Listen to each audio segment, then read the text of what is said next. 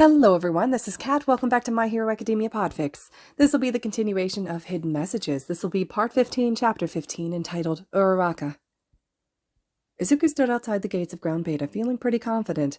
After his group had broken apart to find out more information, Izuku had been busy. He found a great spot to eavesdrop on a group of students from Class B, learning where not only the light bulb was, the object he had defined, but also where objects number 35, the shoes, 13, the glass ball, 26, the elephant statue, and 38, the stickers are. Kaibara, Iwase, Bondo, and Shishida, and Fukidashi were all working together, and they weren't very quiet about their hints.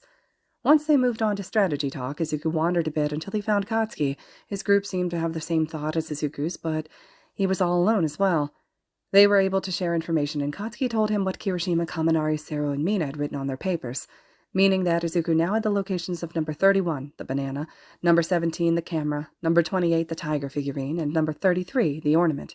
Just with that, Izuku knew the location of almost half of the objects, but that wasn't the only information that Katsuki shared.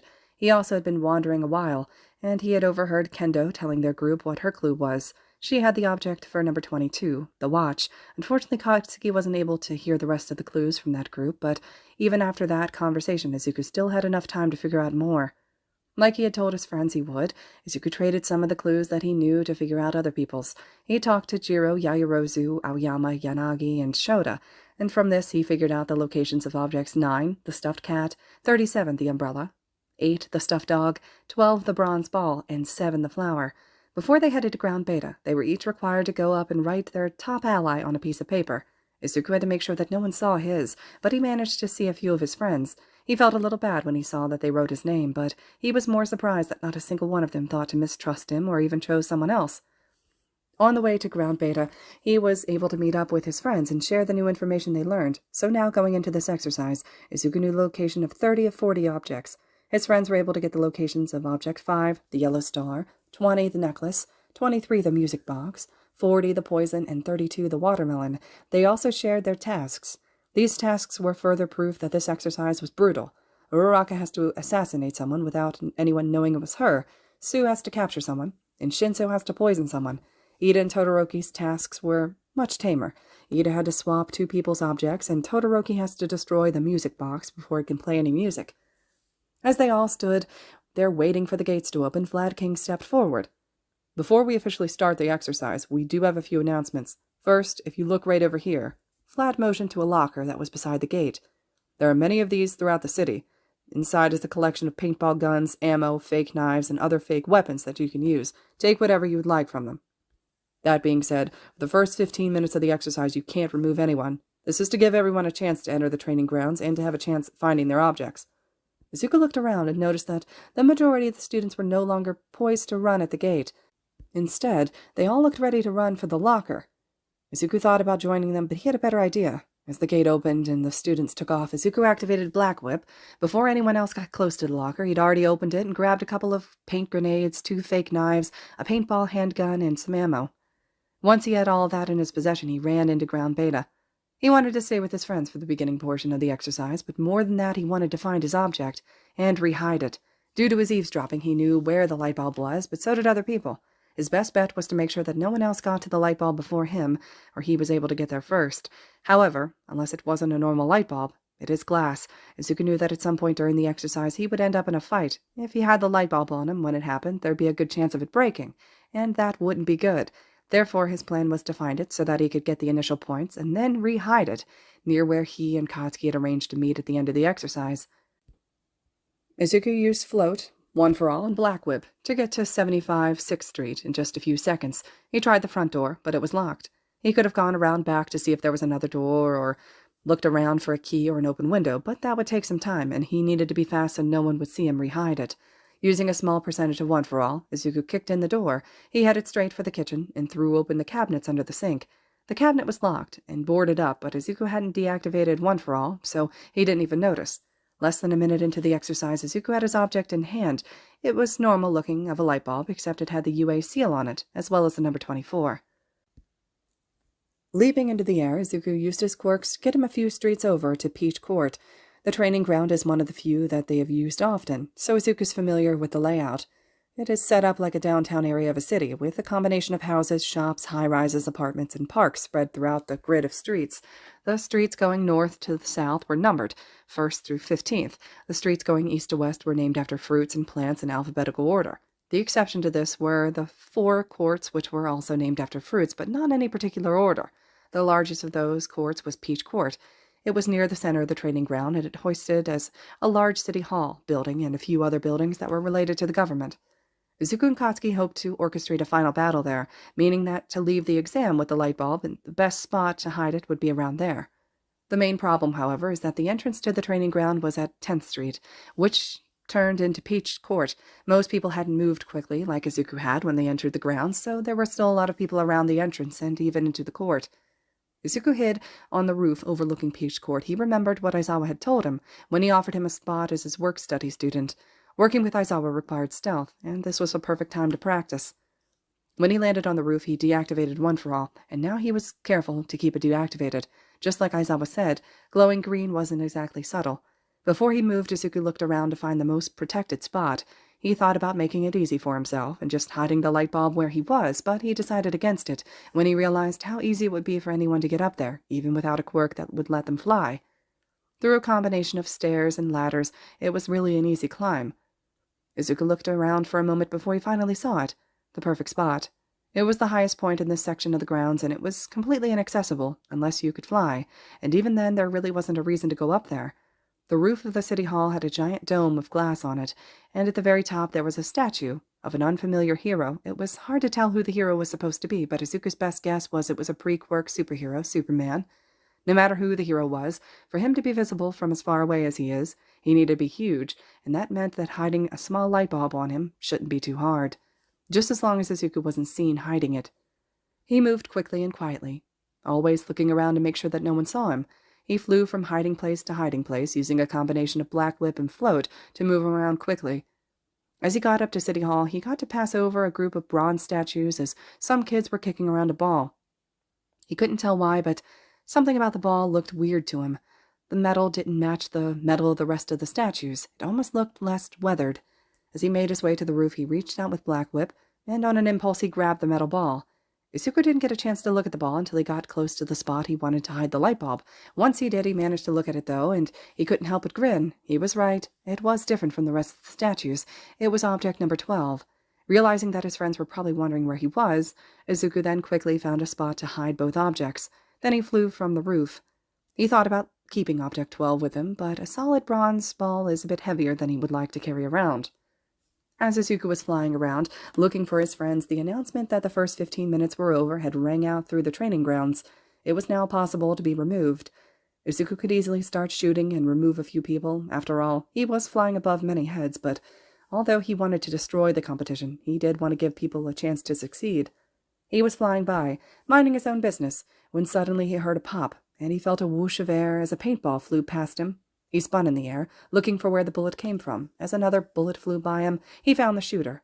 Monoma was standing with a group of other Class B students holding paintball guns up to shoot.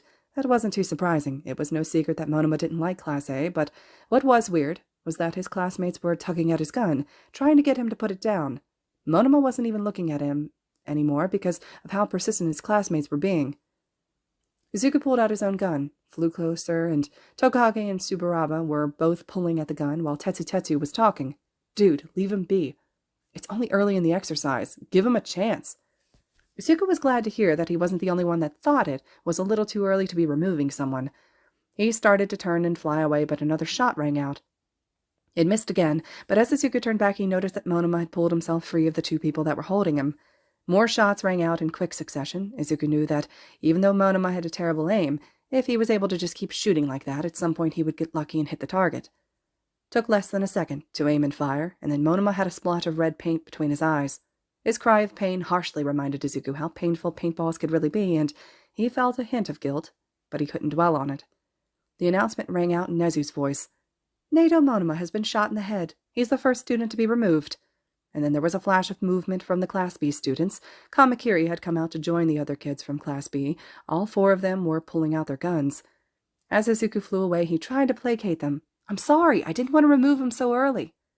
No bullets were shot at him, so he figured that either They decided his apology was sufficient, or more likely, he had gotten out of range. He was fleeing so quickly, however, that he almost missed his friends. He barely caught a glimpse of Shinso's purple hair as he was speeding by. He tried to stop abruptly, but that sent him careening into a building. He grabbed a tree with Black Whip to stop himself from slamming into the wall, but he still did hit the ground pretty hard. He wasn't injured, but he was sure that he was going to get more than one bruise from that ordeal. The noise had attracted the attention of his friends, and before he could get up, they were beside him. "Deku, are you okay? Where were you?" Uraraka was quick to question him. Izuku waved them off so that he could stand. "I'm okay, I just went to find my object real quick." Shinso looked at him and shook his head. "You've already found your object?" "Yeah, I don't have it anymore, though. I don't want to carry around glass." Izuku looked back at the spot that he had crash-landed in. "Seems like I made a good decision. That landing would have crushed it." Izuku laughed. "Why were you going so fast anyways?" "Oh, Deku, did you hear? Monoma's already been removed." Uraraka ignored the conversation that he was having. "Yeah, Izuku scratched at the back of his neck and sighed. "That was actually why I was going so fast. He tried to shoot me, so I, shot back." Shinso doubled over, laughing. "So you shot him in the head?" "I had to make sure that he would stop shooting me. I didn't know if he had any armor on or anything in his costume, so I couldn't shoot him anywhere else and know for sure that he would be removed. And if I didn't shoot him, then he would have just kept shooting me." Izuku shrugged. Shinso shook his head and laughed, but Izuku turned his attention to everyone else. "So are you guys looking for something specific here?" Shinso held up an orange that had a seal and the number 30 that was stamped into it. "Yeah, I just got my object. We were trying to figure out where to go next." "Oh, where were you thinking?"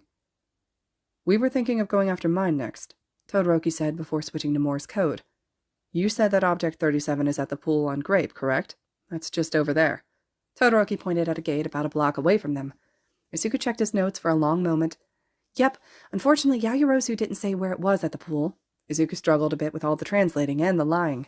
He was having to go between his code, Japanese, and their adjusted Morse code, all while keeping track of who he told what. Luckily, he had figured out a system to keep track of his lies, but it took some brain power to sort through it. In actuality, Yaoyorozu had never said anything about a pool at all, nor had she mentioned Grape Street. Object 37, the umbrella Todoroki was looking for, is actually in a house a street away.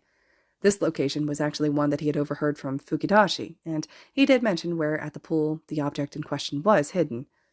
They started walking toward the pool, but they hadn't even reached the next intersection when Izuku pulled them all back into an alley between the two houses. "Midoriya, what's going on?" Ida demanded an explanation, while everyone else seemed equally confused. "There's another group leaving the pool," Izuku answered almost truthfully. "There is another group between them and the pool, but it didn't look like they'd actually gone to the pool. More likely that they were just walking by." Luckily, they didn't linger, and after a few minutes Izuku had released his friends to continue their walk to the pool. Knowing that other students were near, they moved quickly. However, they came to a halt at the locked gate. Izuku almost laughed as his friends all searched for the key. Shinso raised his eyebrow, also amused by their friends' decision. Sure, using the key would be the most law-abiding way to get in, but wasting their time searching for a key was pointless. Any of them could easily find their way into the pool area without it. Ida and Izuku could just break the gate down with force. Todoroki could freeze the lock, making it brittle, or he could just melt it. Or, like Sue with her tongue, Shinso with his capture weapon, or Izuku with Black Whip and float, and Uraraka by making herself float. He could just get over the fence by lifting himself with ice. Izuku shook his head and then used Black Whip to grab all of his friends. Activating float, he dragged them up and over the fence before depositing them on the other side. Ida sputtered as Black Whip pulled away from him. "It is illegal to enter a place that is locked." "Ida, we're in the middle of an exercise with a time limit. We can't search all day and hope for finding a key." Izuku spoke as he already started to walk away. "We should all split up and spread out. The object in question is an umbrella with the number 37 on it.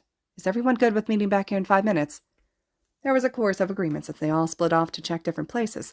Shinso quickened his pace to get to Izuku. As soon as they were out of sight with everyone else, Shinso started signing. "What aren't you saying about this clue? Every other clue was a lot more specific." "Well, for starters, the umbrella is in a house on Huckleberry. We are here for Object 38, the stickers." "Holy shit, you didn't even tell him the correct place?" "The only people that I plan on helping during this exercise are Kachan, Yu, Kirishima, and Kaminari. Everyone else may think that I'm helping them, but they're actually just getting lies." "Why?" "Because the people I'm helping are the only people that have ever taken me seriously. Uraraka and Sue saw my fight against Overhaul. Todoroki and Ida fought with me against Stain, yet somehow they all seem to think that I need protecting." "You fought Stain?" Izuku looked at Shinso with wide eyes. Izuku stalled out for a moment before switching back to signing. Legally, I did not say that. Right, yeah, okay, so you're really doing all this because they underestimate you? Izuku stopped in front of locker 35 and tried to open it. Noticing it was locked, he activated One for All at a low percentage and ripped the door open. Yeah, kinda. I get why the rest of the class might underestimate me. They haven't witnessed me going all out, but Uraraka, Ida, Sue, Todoroki, they all have, yet they still think I'm incapable. Izuku reached into the locker and pulled out a pad of stickers, slightly smaller than the note cards they had gotten at the beginning of the assignment. After checking that it had the seal and the number 38 stamped on it, he slipped it into his pocket and turned to leave the locker room. I need to prove to them that I don't need protecting. Also, I couldn't pass up the opportunity to cause a little chaos. Izuku grinned, but only for a moment. They were approaching everyone else. Was anyone successful? Izuku looked around, already knowing the answer. Everyone shook their heads. Are you sure this is the location? Ida squinted at Izuku. Yeah, this is where she said. It is possible someone already found it, though. I did see that group leaving. But the door was locked, Ribbit. Sue rubbed her chin thoughtfully. The door is still locked, Shinso deadpanned. They probably found another way inside just like we did. Right, Ida chopped his hands. Where should we go next? The next hour or so was spent searching different locations for objects. The object that Asui had the clue for was located near the pool, so they made a quick pit stop to get the green flag. Izuku managed to convince his friends to let him fold it into a bag and carry it with him. They agreed easily, because the color of the flag matched his costume so well, it looked like he didn't even have it. They didn't have to worry about someone trying to take it if no one could see it. They happened across an object that Uraraka had been looking for, Object 15, the trophy, in the high school when they had ducked inside to avoid a group that was passing by from Class B. They had to get to a trophy case to get through. Izuku would have just broken the glass, but they were insistent on not damaging anything. While they were struggling to get through without breaking it, Izuku snuck away. He sped over to the house that the umbrella was in and grabbed it, shoving it into his handy new bag. He got back without them noticing, just in time for them to finally manage to get the trophy. It was about 9 inches tall with a metallic plastic hero mounted to the marble base. It wasn't too heavy, but it was awkward to carry, so Uraraka asked Izuku to carry it for her in his flag bag. Naturally, Izuku agreed. After that, Izuku had led his team around looking for objects. He found many, not that he would know about that. Just like at the pool, he made sure to misdirect them. The only time that they found the object was when they were the ones that they found out the clue for. They also just happened to find another object, a red flag that was flying on a rooftop that they passed. They noticed that it looked identical to the green one, so Izuku flew up to check. It was the object one, so he grabbed it and shoved it in his rapidly filling bag. They had a slight incident going after Object 40, the poison. The clue said that it was in a cabinet at the ER. Unfortunately, the ER was not a small building, and there were cabinets everywhere. Like they had at the pool, they all split up to search. It was going fine until they went to leave. Todoroki had found the poison and handed it off to Shinso, and the rest of the group had found each other, except for Sue. She didn't show up at the meeting point that they had decided on, so they went and searched for her. After half an hour, they found her locked in one of the rooms. Apparently, that particular room had a door that could only be opened from the outside, and it had closed behind her when she was checking the cabinets. It was an easy decision after that to split into pairs. Uraraka tried to convince Izuku to pair with her. She grabbed onto his arm the second the idea was proposed. Luckily, Izuku was saved by Shinso. Somehow he convinced Uraraka that she should pair up with Sue, and Shinso and Izuku should partner together. Izuku had no idea how he managed to pull it off, but Izuku was partnered with the one person that actually knew his plan in the group. In the midst of all of that, there were a few announcements. One saying that Aoyama was shot, making him the second person removed, and another reminding everyone that they were penalized if they tried to continue helping anyone after they're removed. It counts as not knowing in the spirit of the exam. Other than that, it remained calm, until it wasn't. By the time the exercise really got interesting, Izuku was holding on to objects 38, 4, 37, 15, 1, 16, 31, 3, 2, and 5, meaning that the green flag bag was full of the stickers, the umbrella, the trophy, the red flag, the mask, the bandana, the purple flag, the blue flag, and the yellow star. They had also found Object 40, the poison, but Shinso held on to that one. They were going after Object 17 when Ida and Todoroki pointed out a strange rope that was hanging on the bell tower across from the street that was Kiwi Court, where the camera, Object 17, was supposed to be hanging off the light pole. They had no idea if the rope was an object, but they figured, if nothing else, the rope could be helpful. The two of them split off from the group to go get it. Everything was going well, until they ran into another group. Katsuki, Kirishima, and Kaminari were also heading straight for that camera. Izuku was the first person to notice, so as soon as he saw Katsuki, he clicked. "Kachan!" Katsuki looked up, but it was too late for him to do anything. Uraraka and Sue saw them. Both groups froze for a moment, and then they jumped into action. As Izuku joined Uraraka and Sue in running toward the other group, he took a second to make sure that Katsuki and Shinso knew what the plan was. Unfortunately, he didn't have a reliable way to contact Kirishima and Kaminari. Kachan, remember, Shinso's on our side. Uraraka and Sue aren't. And also, make sure that you keep your eyes out for Ida and Todoroki. We are going to have to spar. Izuku used their secret language. He then turned to Shinso and signed, "Find a sparring partner. Make it look real, but don't actually take any of them out." Shinso just nodded. As they reached Kirishima, Kaminari, and Katsuki, Shinso immediately pulled Kaminari into a fight and away from the rest of the group. Uraraka started to square up to Katsuki, but Izuku quickly took charge of them in Morse code. "I have Bakugo. Uraraka, you and Sue take Kirishima." Uraraka stopped completely to listen to him, but both she and Sue looked confused. Izuku groaned. What was the point of having Morse code if no one could understand it? "I have him." Izuku motioned to Katsuki. "Uraraka and Sue, you guys take Kirishima." Sue leapt into action and started fighting Kirishima, but Uraraka remained unmoving, watching as Izuku started fighting Katsuki. Noticing this, Izuku was quick to start up a conversation with him. "Uraraka doesn't think I can handle this fight on my own. She will step in, and she'll not hesitate to remove you if given the opportunity." Izuku dodged a few punches and threw a few of his own as they danced around the blacktop. He made sure to let the explosions get close enough to make it look like a fair fight. But with how well they knew each other, Katsuki might as well have been telling him every move he was going to make. Izuku knew he was doing the same, so he wasn't worried about their fight looking uneven. "Fucking great," Katsuki growled. "In a second I'm going to tackle you. Fight back for a moment and make it look like I overpowered you. I'm going to put a knife to your throat, but don't worry, I won't press hard." Izuku blocked an explosion with his arms. "I don't think that counts for my task, idiot." Katsuki dodged a very telegraphed, powered-up kick. "I'm not expecting it to, Kachan. Do you trust me?" For the first time during that fight, Katsuki looked Izuku dead in the eyes. "More than anyone." "Good." Izuku dove forward, tackling him to the ground, and just like he told him to, Katsuki put up a fight, but only for a moment. After a moment of grappling, Katsuki ended up on his back. Izuku was straddling him, holding a fake knife to his throat. They stayed in that position for a moment as Izuku heard Uraraka run over. From the corner of his eye, Izuku watched as Uraraka held her gun to Katsuki's head. She was standing slightly behind Izuku, and to the side, just a few feet away. They all remained frozen for a moment. Izuku took that time to fill in Katsuki on the next part of his plan. "When I remove the knife, move out of the way. I'm going to try and disarm her first, but in case I don't, make sure you don't get shot." "Come on, Deku! Kill him! If you can't do it, then move so I can!" Uraraka clicked off the safety of the gun she was holding. "Uraraka, I can kill I can kill him. Just put the gun down." Izuku watched as Katsuki's eyes widened as Izuku said the first part of his last name, and he couldn't continue. He knew that he wasn't convincing because of it, but his relationship with Katsuki was worth more than this exercise. Uraraka stepped closer, close enough that Izuku could touch her if he wanted to. "I knew you couldn't do this. You can't even call him Bakugo." Uraraka's finger twitched towards the trigger, and Izuku moved. In one quick movement, he pulled the knife away from Katsuki's throat and stabbed it into Uraraka's stomach. One shot rang out, but Katsuki had moved fast enough, so the only paint splatter ended up in his hair. Izuku pulled the knife back and stabbed her again, making sure that his actions would remove her. "Sorry, Uraraka, but you're right. I can't kill Kachan." All right, everyone. This concludes Chapter 15 of Hidden Messages. Chapter 16 will be next. I hope you guys are still enjoying this one, and as always, thank you all so much for listening.